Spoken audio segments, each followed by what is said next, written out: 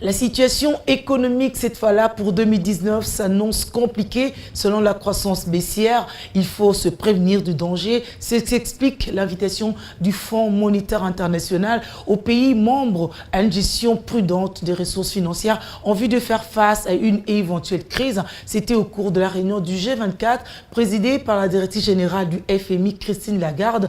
La RDC a été représentée à cette réunion par le gouverneur de la Banque centrale du Congo, Deogracias Mutombo Monanimbo.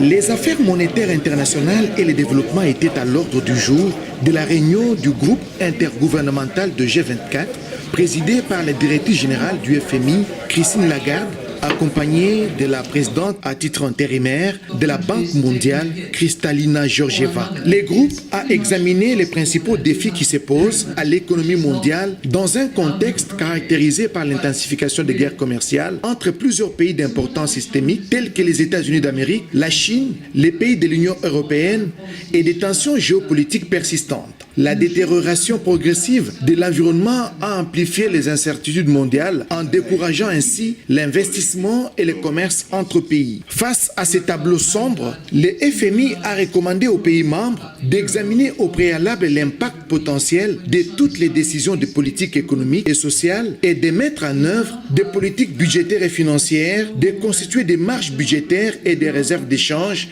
pour être à l'abri d'éventuels chocs sur la balance des paiements et sur le secteur financier.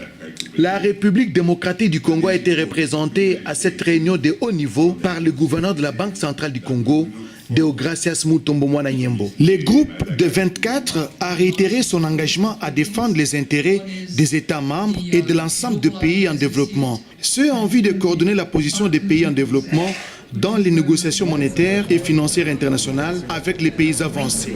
Actuellement, le groupe comprend 31 pays membres, tout en conservant sa dénomination initiale G24.